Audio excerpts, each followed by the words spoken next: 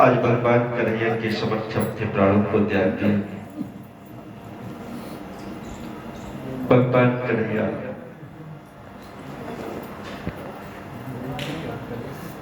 आज पितामह भीष्म के प्राणों को त्यागने के उपरांत पांडवों ने उनका अंतिम संस्कार करने के उपरांत घर को वापस चलने लगे। भगवान कन्हैया भी द्वारिका को वापस हो गए। आज पांडवों से द्वारिका को वापस जाते हुए कन्हैया पांडवों से बोले, पांडवों अब महाभारत के युद्ध में आपको विजय प्राप्त हो गई है, अब आप राजा बन गए हो, अब आपके दुख के दिन दूर चले गए, अब संकट की घड़ियां दूर चली गई, अब शुक्र मैं जीवन व्यतीत करने का समय आ गया। अब मुझको भी द्वारिका वासियों की याद आती है, मैं पुनः वापस द्वारिका को जा रहा हूं, मुझको अनुमति दे। आज भगवान कन्हैया अपने भक्तों के दुख को दूर करके, अपने भक्तों के संकट को दूर करके और पुनः द्वारिका को वापस हो गए। उधर पांचों पांडव अपने घर को आते हैं। घर आते हैं, घर महलों से सूचना मिलती है कि उत्तरा ने एक पुत्र को जन्म दिया। उत्तरा ने एक पुत्र को जन्म दिया है। खुशियों का ठिकाना न रहा और उस पुत्र का नाम परीक्षित महाराज पड़ा। बोले परीक्षित महाराज की। धीमे धीमे धीमे धीमे परीक्षित महाराज जैसे जैसे उम्र बढ़ती है, बचपन से परीक्षित महाराज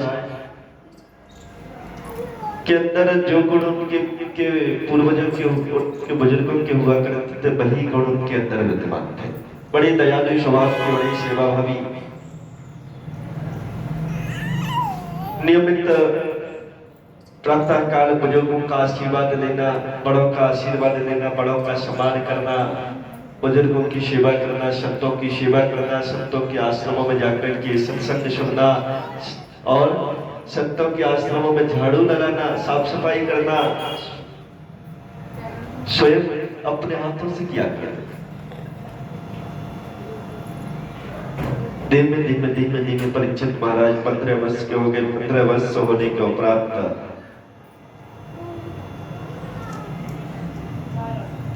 परीक्षित महाराज का विवाह इरावती के साथ संपन्न हो गया और समय व्यतीत होता गया। समय व्यतीत होने के साथ एक दिन पांचों पांडवों के मन में विचार आया कि अब हमारा बेटा समझदार हो गया है, जिम्मेदार हो गया है, क्यों ना, और हम लोग भी अब प्रौढ़ हो गए, अब क्यों ना राज्य की जिम्मेदारी बेटे को दे दी जाए। और पांचों पांडवों ने एक सहमति से परीक्षित महाराज को राजगद्दी पर बैठा दिया और परीक्षित महाराज अब राजा बन गए। परीक्षित महाराज राजा बन गए, लेकिन राजा बनने के बावजूद भी परीक्षित महाराज के विचार नहीं बदले, परीक्षित महाराज की आदतें न बदली। क्यों? क्योंकि बचपन की सीखी हुई आदत थी और बचपन में जो बच्चे सीख जाते हैं वही जीवन की आदतें बन गए। बचपन में जो बच्चे करने लगते हैं वही आदतें बच्चों की जीवन में बन जाया करती है। परीक्षित महाराज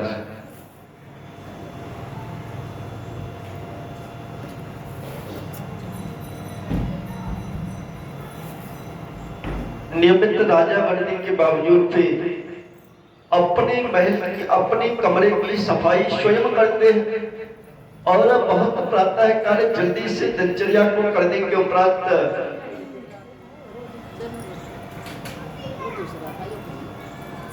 संतों के आश्रमों में जाते हैं। आश्रमों में जाकर के अपने हाथों से एक राजा साफ सफाई करता है और राजा बनने के बावजूद भी आज संतों के सानिध्य में जाकर के नियमित सत्संग सुना करता है और नगरवासियों का जो भी अपने से बड़े बड़े बुजुर्ग लोगों का आशीर्वाद लिया करते हैं। एक तरह की बात है, एक तरह की बात है कि राजा परीक्षित अपने बुजुर्गों के द्वारा रखे गए खजाने वाले कमरे में प्रवेश कर जाते हैं। उस कमरे में एक स्वर्ण मुकुट रखा होता है, स्वर्ण मुकुट रखा होता है। स्वर्ण मुकुट को जैसे ही राजा परीक्षित देखते हैं, उस स्वर्ण मुकुट को जैसे ही राजा परीक्षित देखते हैं और देखकर के इतना आकर्षित हो जाते हैं, इतना सुंदर लग रहा होता है कि आज इस स्वर्ण मुकुट को उठा करके अपने मस्तिष्क पर लगा देते हैं, अपने मस्तिष्क पर लगा लेते हैं। और जैसे ही लगा करके फेस को, जैसे ही अपने फेस को दर्पण में देखते हैं, चेहरे को बड़ा सुंदर लग रहा होता है, बड़ा खूबसूरत लग रहा होता है। और विचार करते हैं क्यों ना इस स्वर्ण मुकुट को लगा करके आज समाज के लोगों के बीच जाऊं, कितना सुंदर लग रहा हूं। और उस स्वर्ण मुकुट को लगा करके आज राजा परीक्षित नगर भ्रमण के लिए निकल गए, नगर में भ्रमण कर रहे हैं। नगर भ्रमण करते करते विचार आया भाई समीप के नगर में भी चले जाए। आज जैसे समीप के नगर में भ्रमण करने को जाते हैं कि रास्ते में बन पड़ते हैं, रास्ते में बन पड़ते हैं। बनों में एक बैल खड़ा होता है, बैल के 3 पैर कटे हुए होते हैं और एक पैर पर बेचारा असहाय अवस्था में खड़ा हुआ होता है, आंखों में आंसू आ रहे होते हैं। समीप में गौ माता खड़ी होती है। तुरंत राजा परीक्षित दौड़ते दौड़ते गए और पूछने लगे, माँ इस बैल की दुर्दशा किसने की है? मेरे राजा होते हुए मैंने आदेश दे रखा है कि कोई व्यक्ति किसी को सताएगा नहीं, किसी को मानव को की तो बहुत दूर की छोड़ो, किसी प्राणी को नहीं सता सकता, किसी जीव जंतु को नहीं सता सकता। राजा परीक्षित बोले, मैंने बहुत कठोर दंड की व्यवस्था बना रखी है। किसकी इतनी बड़ी हिम्मत हुई कि मेरे राजा होते हुए इस बैल को इतनी असहाय पीड़ा देने? गौ माता बोली, महाराज आप नहीं जानते, महाराज आप नहीं जानते, आपको देखने में ये बैल साधारण लग रहा है, लेकिन ये बैल 4 धर्मों का प्रतीक है, 4 धर्मों का प्रतीक है। जब सतयुग हुआ करता था तो इस बैल के 4 पैर हुआ करते थे, 4 पैर हुआ करते थे। कारण ये सत्य, धर्म, दया और दान का प्रतीक है। जब सतयुग हुआ करता था तो सत्य भी था, दया भी थी, दान भी था, धर्म भी था। लेकिन जैसे जैसे सतयुग चला गया, सतयुग के साथ सत्य भी चला गया, सतयुग जाने के साथ सत्य भी चला गया। अब तो क्या कहना, अब तो लोग दिन में यदि 1000 बार झूठ बोल रहे तो कोई पाप नहीं समझते, लेकिन एक बार यदि सत्य बोले तो भाई राजा हरिश्चंद्र की फांसी देने लगे। एक बार सत्य बोलना बहुत बड़ी बात हो जाती है। और झूठ बोल करके यदि सामने वाले व्यक्ति को धोखा दे दिया तो बहुत बड़ी शान शौकत समझते हैं कि भाई बड़ा अच्छा किया मैंने कि झूठ बोल करके सामने वाले व्यक्ति को क्षमा दे दी। महाराज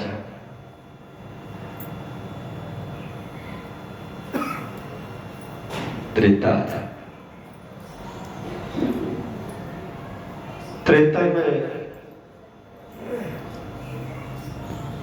ही आया था सतयुग के बाद क्यों मैं तो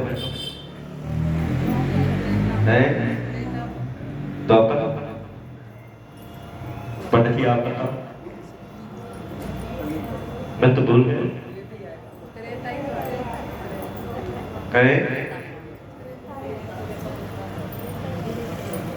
द्वापर आया, त्रेता है, जल्दी बताओ, मैं तो भूल गया। त्रेता है। अच्छा कौन कौन मानते हैं त्रेता है? हाथ उठाओ बस। अच्छा द्वापर पहले आया, सतयुग के बाद वो हाथ उठाओ।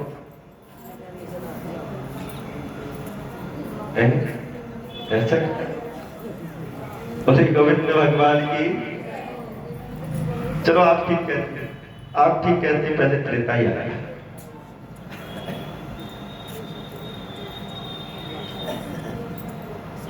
महाराज त्रेता आया, त्रेता के आते आते 3 रह गए, दान धर्म दया और दान। लेकिन त्रेता चला गया, धर्म भी चला गया। त्रेता चला गया, धर्म भी चला गया, द्वापर आ गया, सिर्फ दया और दान रह गया।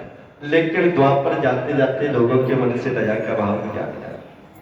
अब तो क्या कहा जाए, कली के तो जैसे कलयुग आया, जैसे कलयुग आया, कली के आने पर न अब धर्म रहा, ना दया रही और न ही सत्य रहा। अब तो सिर्फ क्या रह गया है, अब क्या रह गया, अब सिर्फ और सिर्फ दान रह गया। इतना तो भाई हो जाता है, इतना तो हो जाता है। यदि कहा जाए कि भैया भंडारा करेंगे, कुछ धन इकट्ठा कर दो, कर देंगे। मंदिर बनेगा, कुछ धन इकट्ठा कर दो, कर देंगे। कथा चल रही, भाई कुछ सहयोग कर दो, तो आराम से व्यक्ति 1000-2000 रुपए दे जाता है, बड़ी खुशी से दे जाता है। दान देने को मना नहीं करेगा, लेकिन आप कहने देखो भैया कथा सुन लो, कथा सुन लो भैया, तो समझ नहीं मिलेगा। कहने का मतलब व्यक्ति के मन में दया नहीं, ना धर्म के मार्ग पर चलना नहीं चाहते। धर्म को तो आप पाखंड बना दिया, धर्म को तो आप पाखंड बना दिया, धर्म को मजाक बना करके रख दिया आप लोगों ने।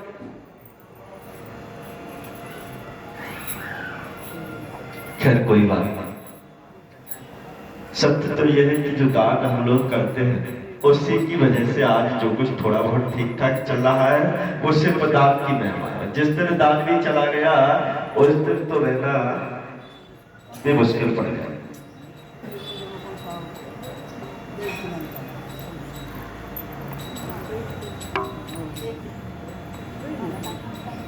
लेकिन ये किया किसने? गौ माता बोली महाराज ये कली ने किया है, ये कली ने किया है, और कली के प्रभाव के कारण हुआ ये सब कुछ। चिंता मत करो मां, मैं कली को अवश्य मृत्यु दंड दूंगा, कली को बहुत भारी दंड दूंगा। कली उसी वृक्ष के पीछे बैठा था, तुरंत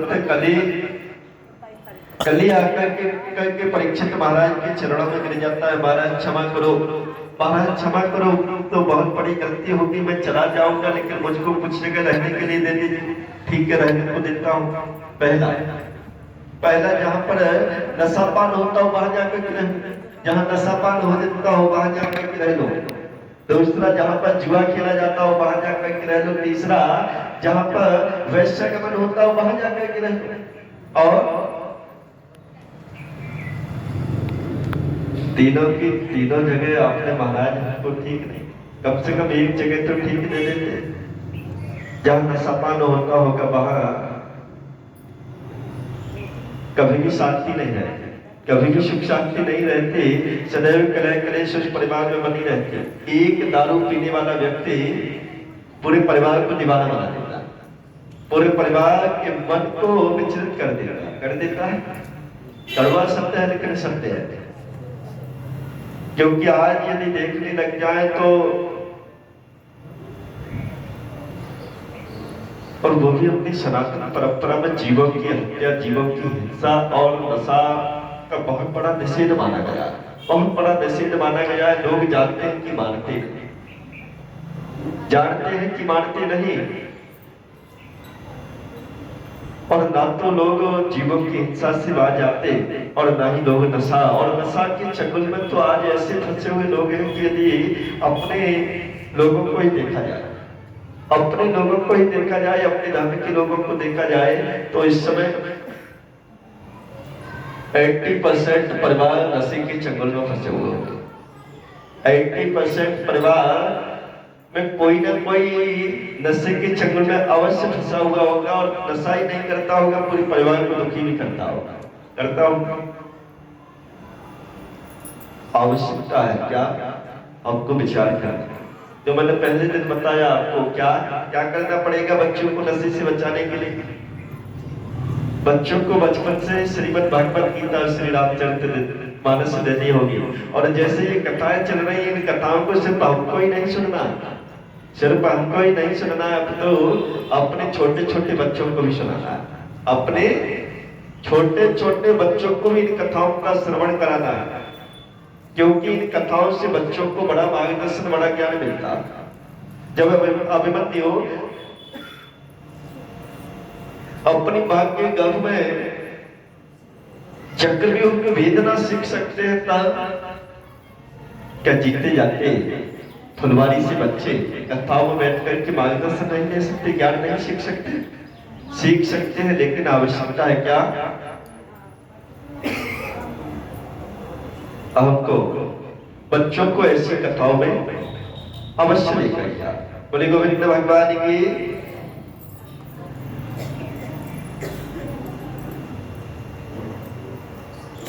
परीक्षित महाराज से कली बोला, महाराज आपने नशा की जगह को कहा, नशा पान जहाँ होता होगा वो जगह भी ठीक नहीं, जहाँ जुआ खेला जाता होगा वो जगह भी ठीक नहीं, जब वैश्यागमन होता होगा वहां भी ठीक नहीं। कम से कम एक जगह तो हमको ठीक दे दो। ठीक है, एक जगह देता हूँ, आप स्वर्ण में जाकर के रह लो, आप स्वर्ण में जाकर के रह लो। जैसे स्वर्ण की कहा, तुरंत कली प्रसन्न हो गया। लेकिन राजा परीक्षित भी बड़े विवेकशील हुआ करते थे, बड़े विवेकशील हुआ करते थे। बोले सुनो, रुक जाओ, एक शर्त हो, एक शर्त हो कि आप स्वर्ण में रह तो सकते हो, लेकिन उस स्वर्ण में नहीं रह सकते जिस स्वर्ण को मेहनत करके भाई लोग अपनी देवियों को बनवाते हैं, परिवार के सदस्यों को बनवाते हैं। क्यों? यदि उस स्वर्ण में आप रहने लगे और देवियों के मन मस्तिष्क में जाकर के आप बैठने लगे, तब तो परिवारों की व्यवस्था ही बिगड़ जाएगी, तब तो परिवारों की व्यवस्था ही बिगड़ जाएगी। क्योंकि देवियां परिवार की जिम्मेदार सदस्य होती है। सत्य होगी कि जो स्वर्ण छल कपट और हिंसा के द्वारा, बेईमानी के द्वारा, लूट के द्वारा यदि दिया गया होगा, उस स्वर्ण में रह सकते हो, उस स्वर्ण में आप रह सकते हो। ठीक है महाराज, चिंता मत करो, आप जो स्वर्ण लगाए पड़े हो वो कौन सा स्वर्ण? मुकुट साधारण, वो भी तो भाई लूटा गया है, वो भी तो लूटा हुआ है, वो भी आपका नहीं है, वो भी जरासंध ने लूट लिया था। पांडव लोग ले आए थे आपके पूर्वज, तुरंत उसी स्वर्ण मुकुट में जाकर के कली छट गया और वहीं से परीक्षित महाराज की बुद्धि को भी तोड़ दी। भैया ये भजन सुनाओ बढ़िया से।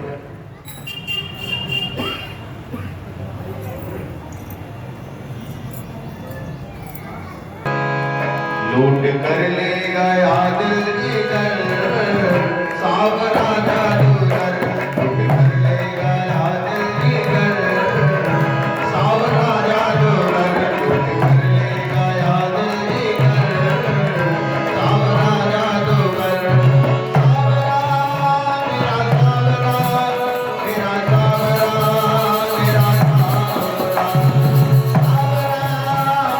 सावरा, मेरा सावरा, मेरा सावरा।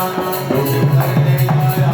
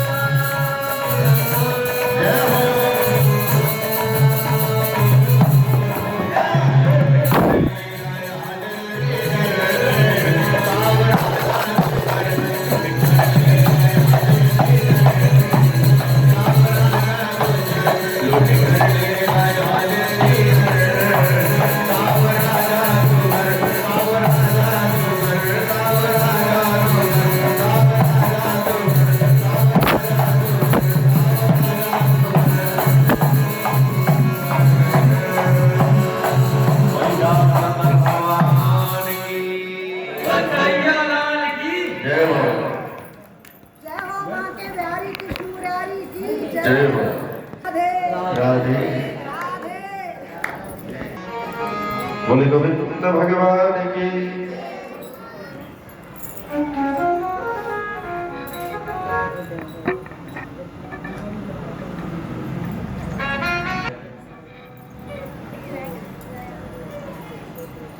उस स्वर्ण मुख के सहारे कली मस्तिष्क पर जाकर के बैठ गए हैं।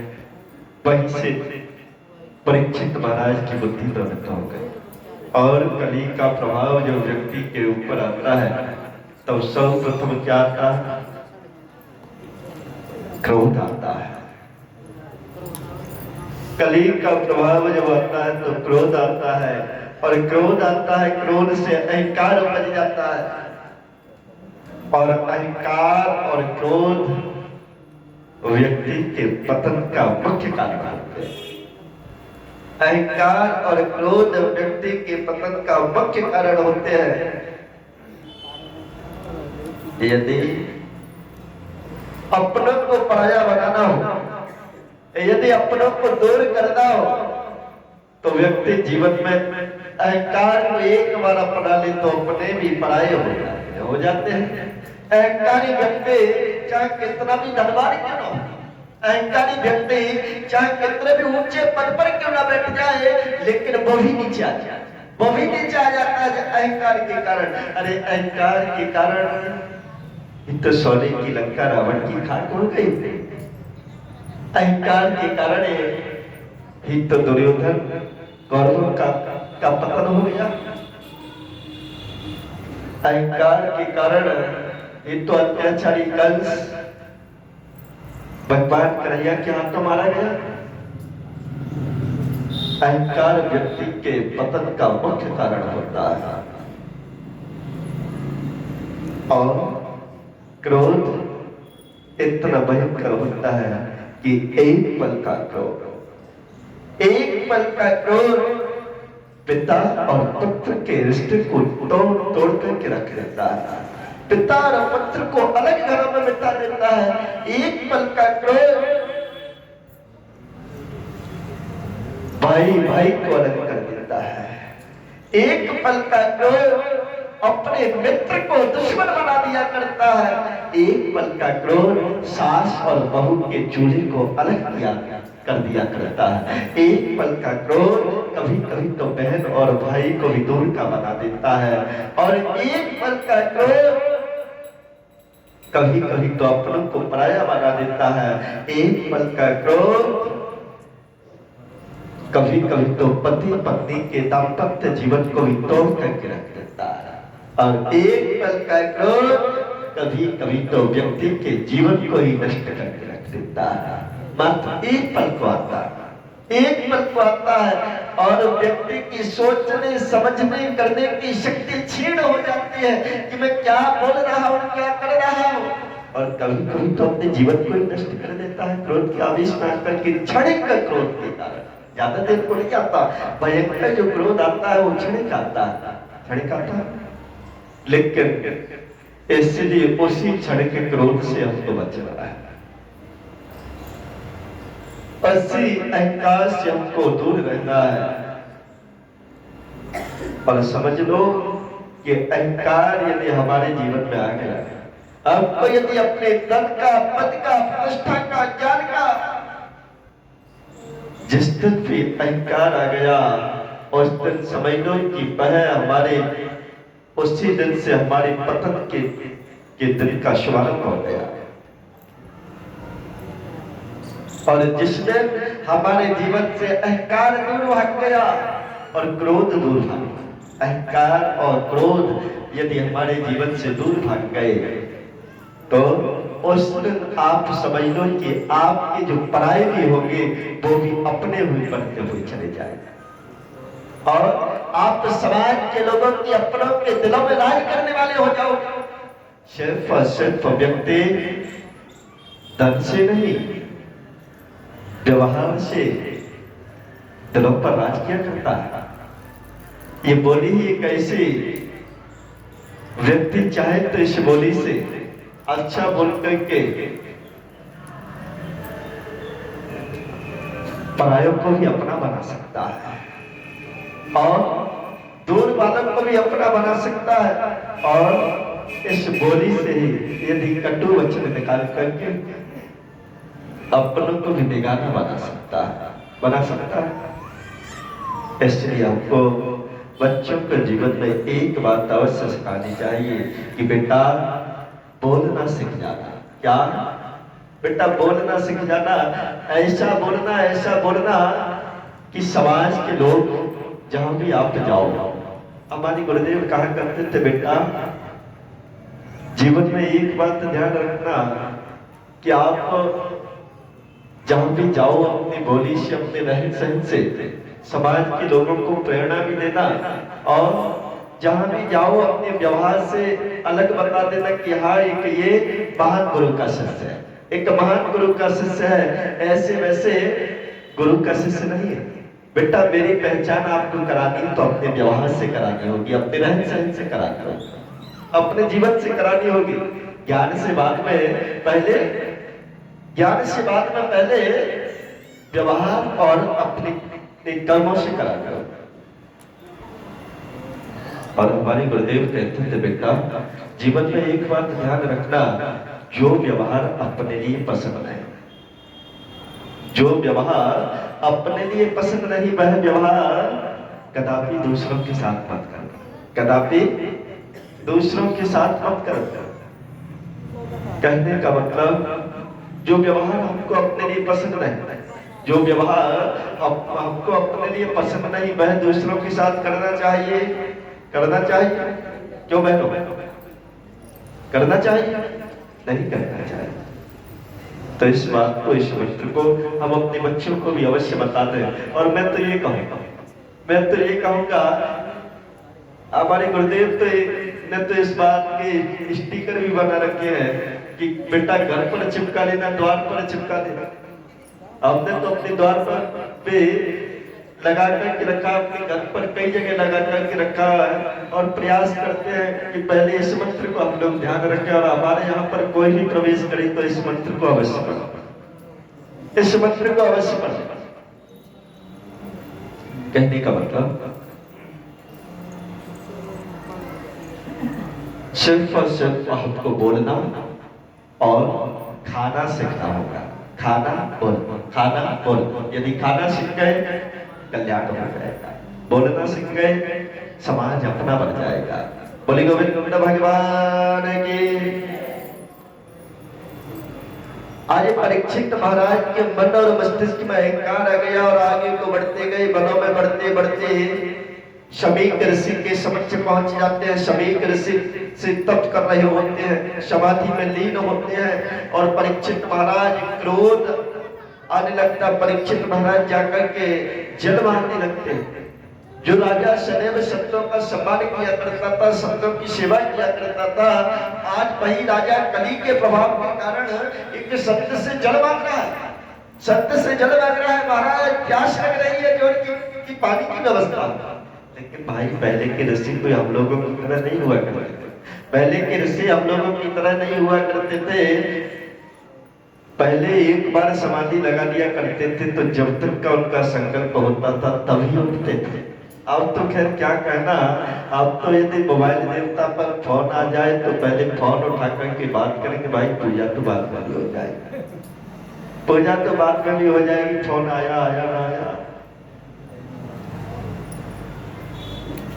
कहने का मतलब शमीक ऋषि समाधि में लीन, परीक्षित महाराज बार बार जल मांग रहे हैं। शमीक ऋषि न सुन पाए। परीक्षित महाराज को क्रोध आ गया। क्रोध के आवेश में आकर के परीक्षित महाराज ने इधर उधर दृष्टि डाली कि एक मृतक के सर्प पड़ा हुआ था। उस मृतक का सर्प को उठा करके परीक्षित महाराज ने शमीक ऋषि के गले में डाल दिया। शमीक ऋषि के गले में डाल दिया और घर को वापस चले आए। उधर थोड़ी देर पश्चात श्रृंगी ऋषि का आगमन होता है। श्रृंगी ऋषि देखते हैं कि पिता के गले में मृतक सर्प पड़ा हुआ है, क्रोध से लाल हो गए। अब तो आवाज ठीक आ रही है भैया, सभी बहनों को अब तो समझ आ रही है। बोले गोविंद भगवान की प्रेम से बोले राधे।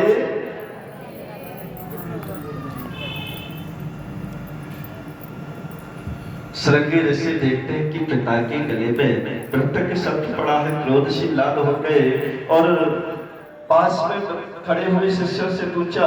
उन्होंने सारा वृत्तांत बताया। तुरंत कहने लगे, ओ परीक्षित, राजा क्या बन गया, अभी अहंकार हो गया राजा परीक्षित को। तुरंत श्रृंगी ऋषि ने अपने कमंडल से जल निकाला और जल को अभिषेक किया और श्राप दे दिया। राजा परीक्षित, अब तुम शब्दों का अपमान करने पर आ गए, राजा बन गए, तो जाओ मैं श्राप देता हूँ कि जिस मृतक शब्द को आपने मेरे जटा के गले में डाला है, वही मृतक शब्द के, इसी मृतक शब्द के पूर्वज तक्षक के डसने से 7 मिनट तुम्हारी अकाल मृत्यु हो जाएगी। और श्राप दे दिया और बैठ करके रुदन करने लगे, बैठ करके रोने लगे। सायंकाल होते ही समीक ऋषि की समाधि खुलती है, देखते हैं कि बेटा रो रहा है। पूछने लगे, बेटा क्यों रो रहे हो, कारण क्या है? देखो ना पिताजी, आज राजा परीक्षित आए, राजा परीक्षित और राजा क्या बन गया, अब तो अहंकार हो गया, आपके गले में मृतक सर्प डाल दिया। कारण? हाँ पिताजी, आपसे जल मांग रहा था, आप तप में लीन थे, समाधि में लीन थे, तो आप सुन नहीं पाए, लेकिन उसको क्या ऐसा करना चाहिए था? सभी ऋषि बोले, बेटा वो राजा है, और राजा चाहे उम्र में छोटा हो या बड़ा हो, राजा चाहे उम्र में छोटा हो या बड़ा हो, लेकिन उसकी आज्ञा का पालन करना प्रजा का कर्तव्य होता है। प्रजा को राजा की आज्ञा का पालन करना चाहिए। ये यदि हमने उल्लंघन किया, यदि ये कर भी दिया तो क्या बड़ी बात होगी, कोई बात नहीं बेटा। लेकिन पिताजी, मैंने भी आज राजा परीक्षित को ठीक कर दिया, अगला ठिकाने लगा दिया कि जिस मृतक शब्द को आपके गले में डाला, उस मैंने श्राप दे डाला है कि इसी मृतक शब्द के पूर्वज तक्षक के डसने से 7 दिन अकाल मृत्यु हो जाएगी। बेटा क्या कह रहा है? राजा परीक्षित को श्राप दे दिया।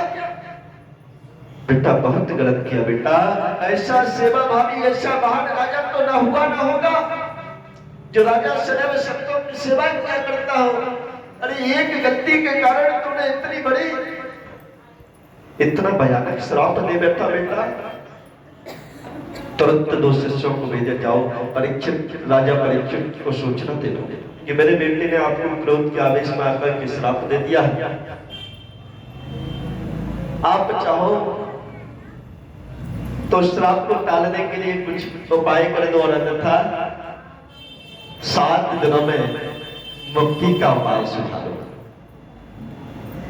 पत्थर जैसे ही 2 शिष्य जाकर के राजा परीक्षित को सूचना देते हैं। राजा परीक्षित भी घर पहुंच करके जैसे ही महलों में पहुंच करके उस स्वर्ण मुकुट को उतार करके रखते हैं, वैसे अपनी गलती का आवाज होता है। देखा है, जब क्रोध के आवेश में, जब क्रोध आता है तो क्रोध के आवेश में आकर के हम बहुत कुछ कर जाते हैं, लेकिन जब क्रोध शांत होता है, जब क्रोध शांत होता है, तब हमको पश्चाताप होता है, शायद हम ऐसे ना बोलते, शायद ऐसा ना करते तो हमारे साथ ये ना होता। आज बहुत बड़ी गलती हो गई। आज परीक्षित महाराज पश्चाताप कर रहे हैं, आंखों में आंसू आ गए। परीक्षित महाराज बड़े निराश करते हुए कि आज मैंने एक शब्द का अपमान कर दिया, क्योंकि उस समय कली का वास था, लेकिन अब स्वर्ण को उतार करके रख दिया, अब कली का प्रभाव कम हो गया। तुरंत थोड़ी देर में सभी ऋषि के शिष्य जाकर के परीक्षित महाराज को सूचना देते हैं। परीक्षित महाराज श्राप की सूचना को सुनकर के निराश नहीं होते, रोते नहीं, रुदन नहीं करते, बल्कि अब तो चेहरे पर प्रसन्नता आ जाती है, प्रसन्न हो जाते हैं। बहुत अच्छा हुआ, मैं तो इस शरीर को पल भर भी रखना नहीं चाहता था, जिस शरीर से मैंने एक शब्द का अपमान कर दिया था। देखो पहले के कितने महान राजा हुआ करते थे कि संतों का, महापुरुषों का कितना सम्मान किया करते थे। अब तो क्या कहना, अब तो लोग संतों और महापुरुषों को ही लोग पता नहीं कौन कौन सी अलग अलग बातें कहने लगते हैं। और लेकिन संत का अपमान करना भगवंत का अपमान होता है, महापुरुषों का अपमान करना स्वयं भगवान का अपमान होता है। इसलिए हमको कभी भी किसी किन्हीं संत, चाहे कोई संत हो, उनके प्रति हमको कोई दुर्व्यवहार दुर्वचन अपने मुख से सोचना भी नहीं चाहिए, करने की तो छोड़ो। और हमको अपने बच्चों को इस बात के बारे में अवश्य बताना चाहिए।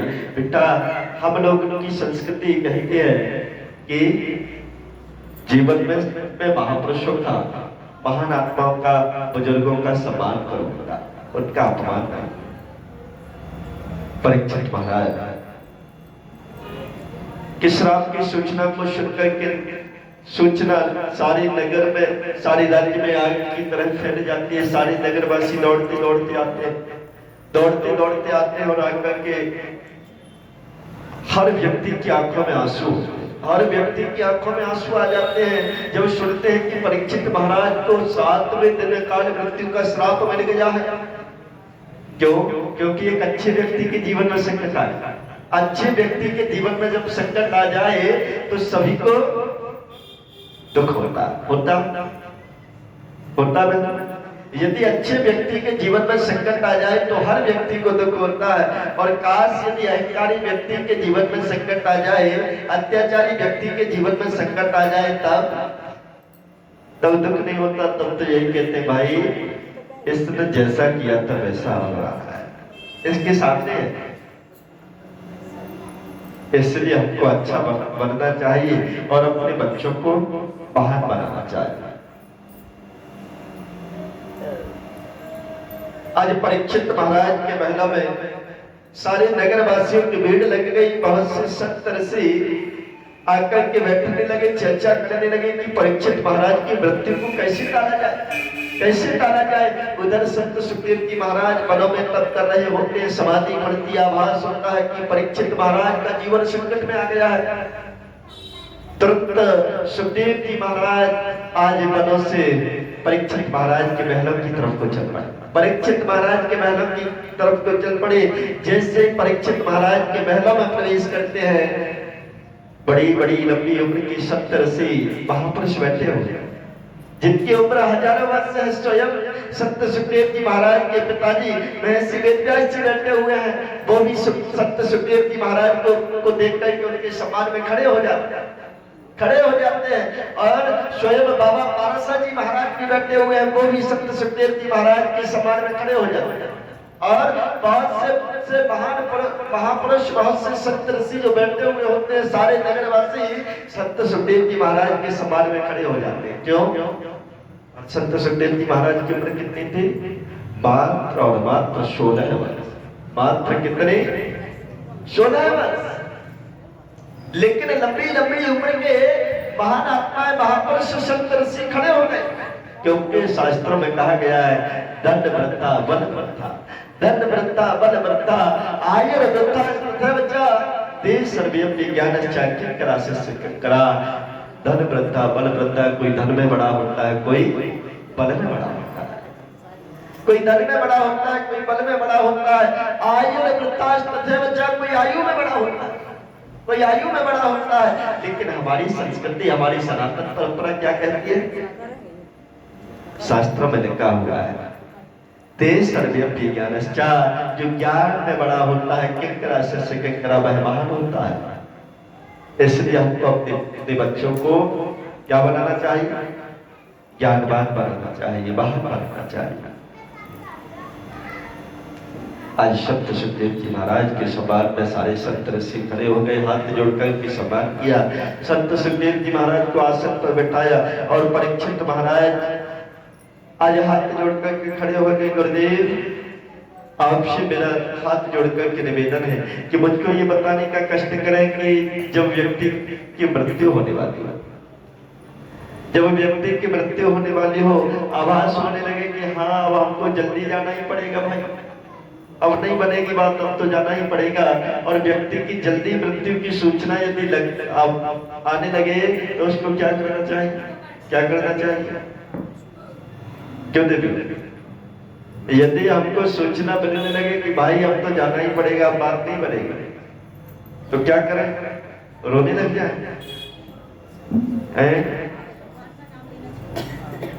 गीता का पाठ सुनाना चाहिए, ये बातें उसकी। गीता का पाठ सुनना चाहिए या सुनाना चाहिए? सुनाना चाहिए उसको, जो उसकी मुक्ति हो जाए। सुनाना चाहिए। चाहिए तो सब कुछ भूल जाए जो खराब आप।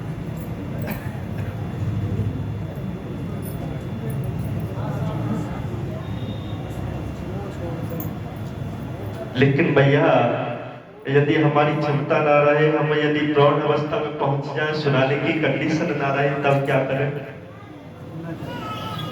ऐसा भी हो सकता है कि भाई प्रौढ़ हो जाए, क्योंकि बोलने की क्षमता क्षीण हो जाती है कि भाई 3 घंटे कैसे सिर्फ कथा को सुनाएंगे,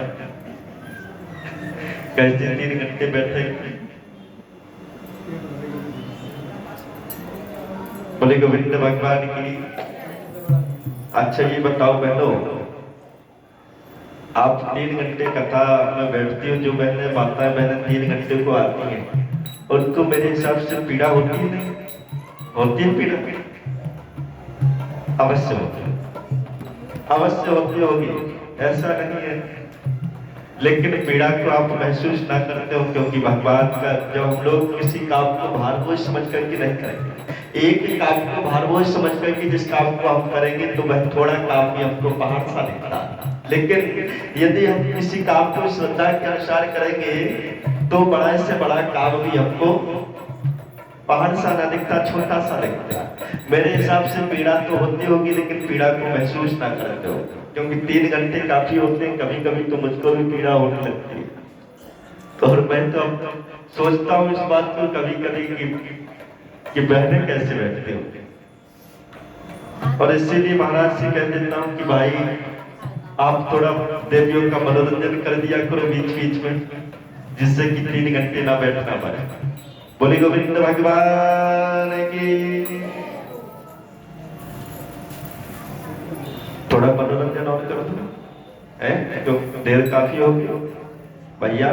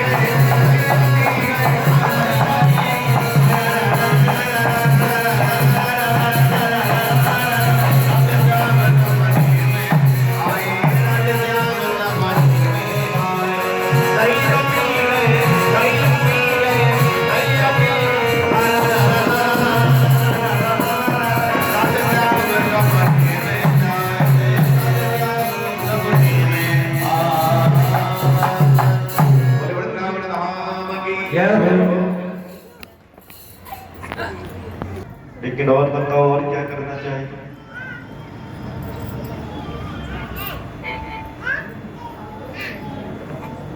और बताना हो तो सुन दो।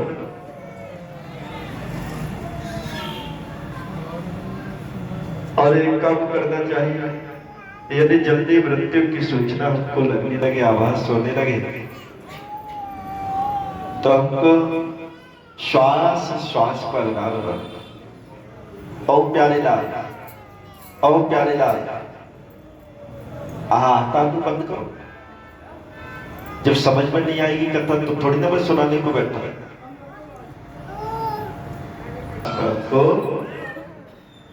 भगवान राम का, भगवान कृष्ण का नाम लेना चाहिए, स्मरण करना चाहिए। ना जाने जा श्वास को, ना जाने जा श्वास को, आवन होए ना होए, पता नहीं कि आज हम यहाँ बैठे हैं आज और कल को क्या होता है। कब ये श्वास की गति रुक जाए, ये तो परमात्मा ही जानता। इसलिए हमको हर पल, हर श्वास पर भगवान का काम, भगवान का नाम, भगवान का स्मरण करना चाहिए। और क्या करना चाहिए? कर से कर्म करो विदनाना, कर से कर्म करो विदनाना, मन राय कहूं जहां कपाल नाना। हाथों से भगवान का काम करते रहो, हाथों से परिवार की जिम्मेदारियों को निभाते रहो, और लेकिन मन को हमको कहाँ रखना है? भगवान के चरणों में रखना है, भगवान के चरणों में रखना है। बोले गोविंद गोविंद भगवान की।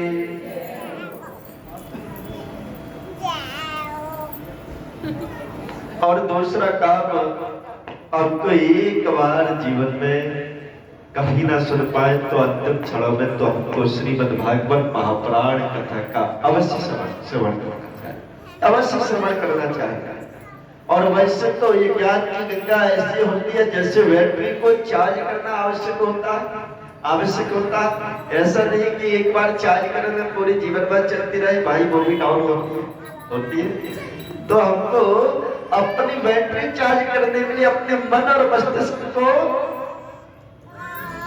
स्वच्छ रखने के लिए, साफ करने के लिए इस ज्ञान की गंगा में थोड़े थोड़े समय के उपरांत अवश्य डुबकी लगानी चाहिए। ऐसी महान कथाओं का समय समय पर हमको अवश्य श्रवण करना चाहिए या नहीं करना चाहिए? जो बहनों, या एक ही बार करनी चाहिए?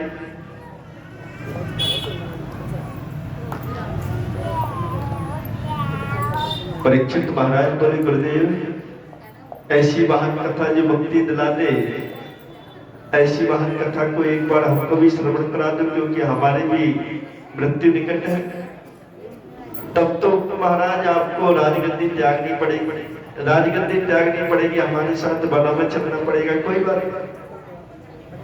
बात नहीं, आप जहां कहोगे वहां चलेंगे, जहां कहोगे हम वहां चलेंगे। लेकिन आप एक बार हमको ये महान कथा का अवश्य श्रवण करा था। क्या कहते हैं परीक्षित महाराज?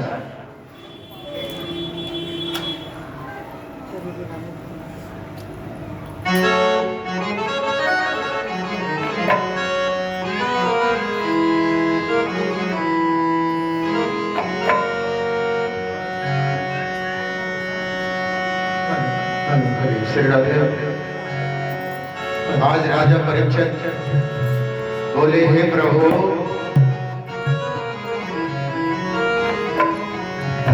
और जहाँ ले चलोगे वहीं मैं चलूंगा, जहाँ ले चलोगे वहीं मैं चलूंगा, जहाँ ले चलोगे वहीं मैं चलूंगा, जहाँ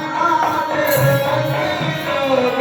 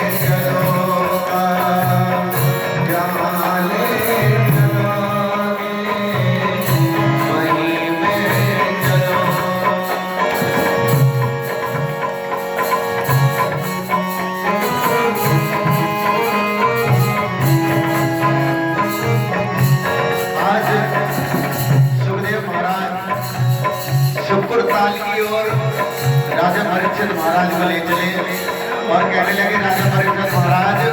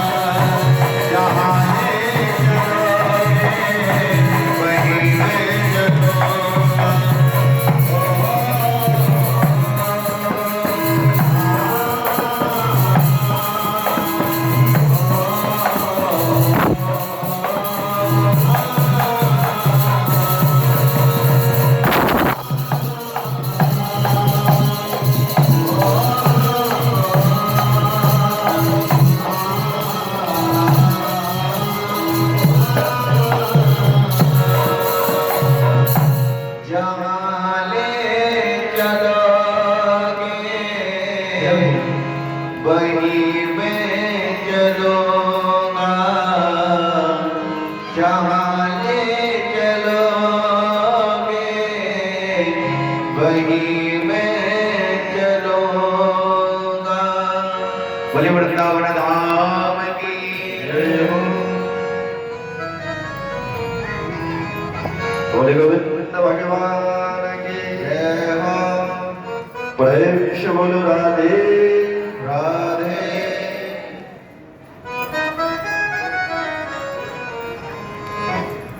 राजा परीक्षित ने राज्य की जिम्मेदारी अब अपने बेटे जन्मेजय को दे दी और परीक्षित महाराज अब संत सुखदेव जी महाराज के साथ वनों की तरफ चल पड़े। वनों में जल करके संत सुखदेव जी महाराज को आसन पर विराजमान किया और स्वयं भी बैठे। संत सुखदेव जी महाराज राजा परीक्षित से बोले, परीक्षित महाराज, अब मैं आपको श्रीमद् भागवत महापुराण के माध्यम से भगवान नारायण के अनेक अवतारों की लीला का वर्णन करूंगा कि भगवान नारायण ने कब, क्यों और किस परिस्थिति में इस पावन धरा पर अवतार किया।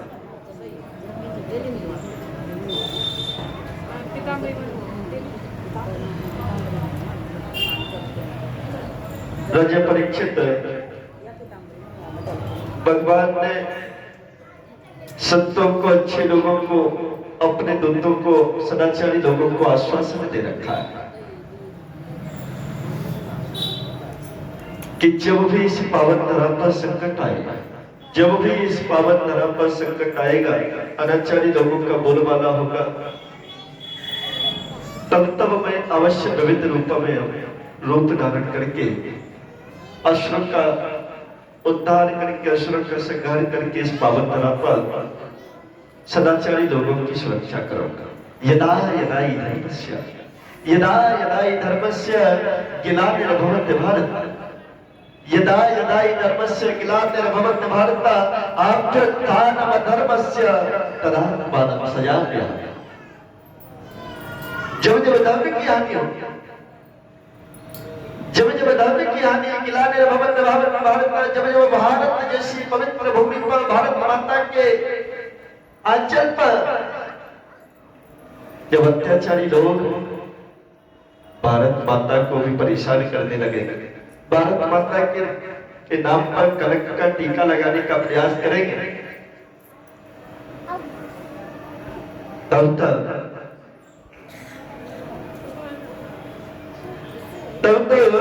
अभ्युत्थानमधर्मस्य, अधर्मी लोगों का जब जब बोलबाला होगा, अधर्मी लोगों का उद्धार करने के लिए, संहार करने के लिए तदात्मानं सजाम्यहम्, और समाज में सुख शांति लाने के लिए, सज्जन लोगों की सुरक्षा के लिए अवश्य अवतार होगा। परित्राणाय च साधूनां, परित्राणाय साधूनां, विनाशाय च दुष्कृतां, विनाशाय च दुष्कृतां, धर्म संस्थापनार्थाय संभवामि युगे युगे, संभवामि युगे युगे। जब जब परित्राणाय साधूनां, जब साधु संतों का अपमान होने लगेगा, सदाचारी लोगों का अपमान होने लगेगा, ब्राह्मण संतों का लोग सम्मान करना छोड़ देंगे, भूल जाएंगे, सम्मान नहीं करेंगे, तब जब भगवान के दूतों को लोग परेशान करने लग जाएंगे, तब परित्राणाय साधूनां विनाशाय च दुष्कृतां, दुष्ट लोगों का विनाश करने के लिए, दुष्ट लोगों का विनाश करने के लिए, धर्म संस्थापनार्थाय, और धर्म की स्थापना के लिए संभवामि युगे युगे, हर युग में अवश्य अवतार, हर युग में अवश्य अवतार दूंगा, अनेक रूपों में अवतार दूंगा। अब राजा परीक्षित, और बताओ राजा परीक्षित, जब जब दुष्कर्मी और अत्याचारी लोगों का बहुत बोलबाला हो जाएगा, जब दुष्कर्मी लोग, दुराचारी लोग समाज की बहन बेटियों को बहुत परेशान करने लगेंगे, तब मैं उन दुराचारी लोगों को उनके अंजाम तक पहुंचाने के लिए अवश्य अवतार पड़ा।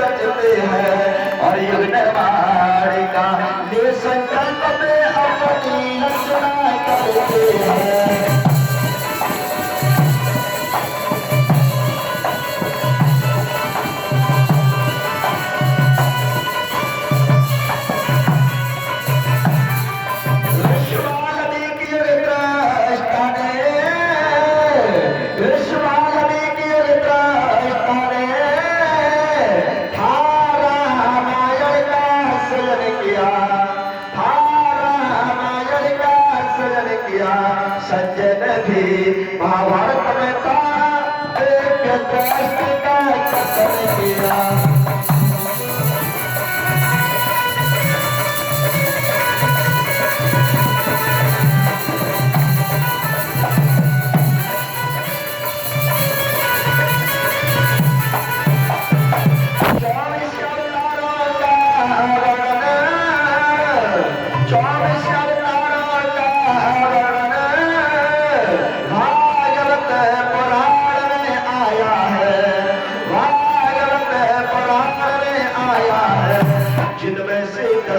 अवतारों की लीला तो सबने गाया है।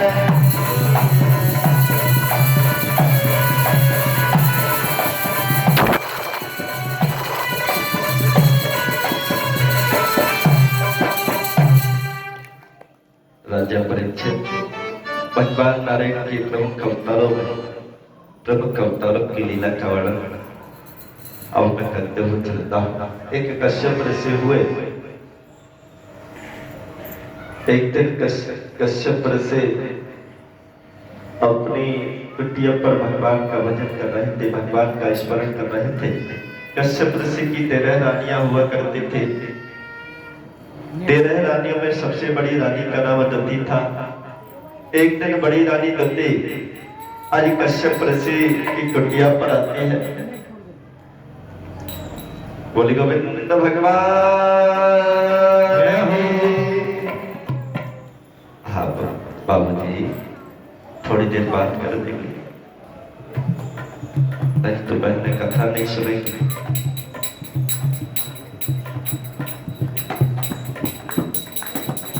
कोई वक्त मैं ऐसे बता देता हूँ। चंद्रपाल सिंह सोशल मीडिया है, जिनको भी सर्च कर दिया होगी यूट्यूब पर चंद्रपाल सिंह है बाबूजी, ठीक बोल रहा हूँ? चंद्रपाल सिंह सोशल मीडिया नाम से डाल देंगे यूट्यूब पर आ जाए। बाकी आप परेशान मत होइए। बोले गोविंद भगवान की।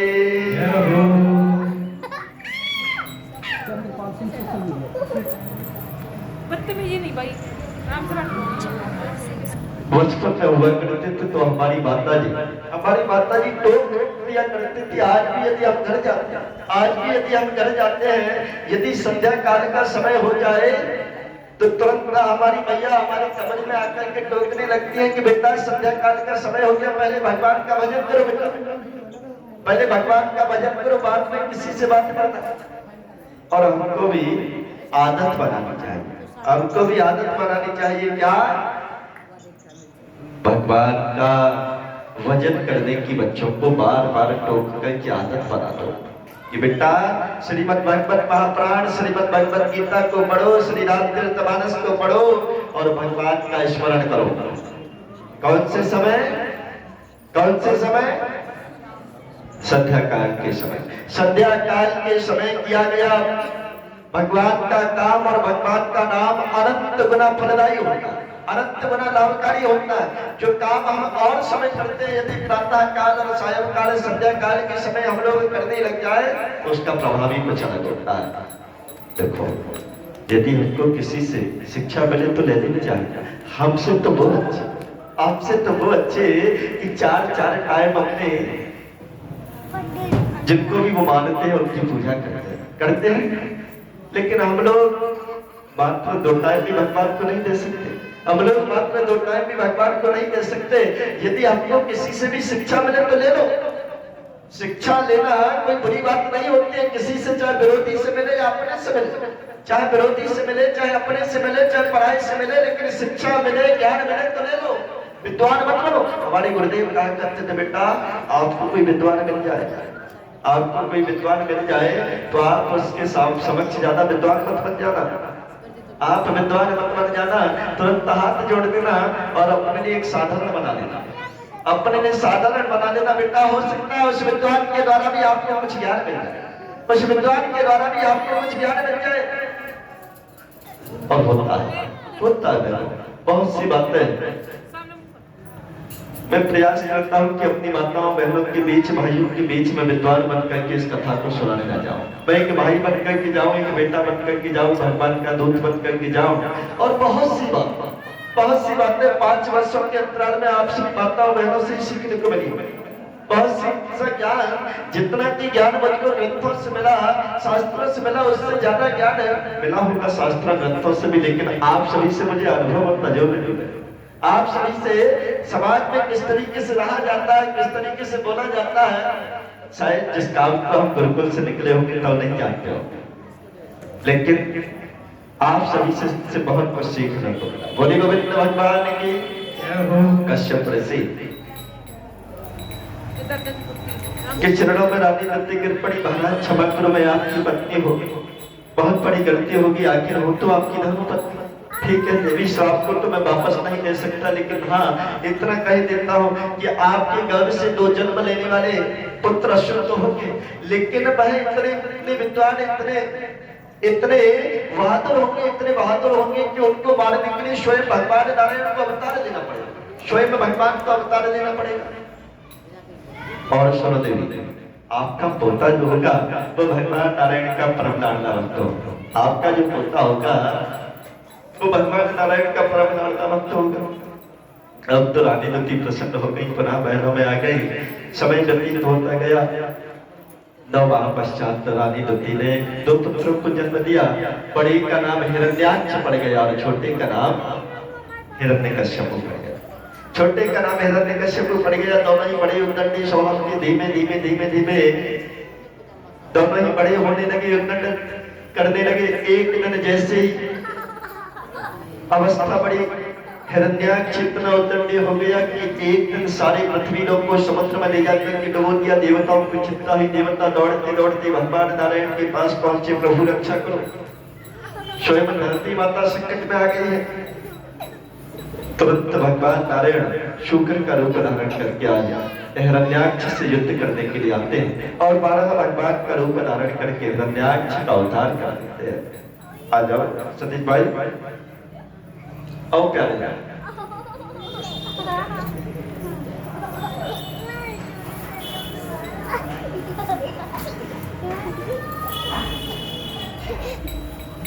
बाबूजी बंद कर दो अभी थोड़ा, मान जो ना भाई।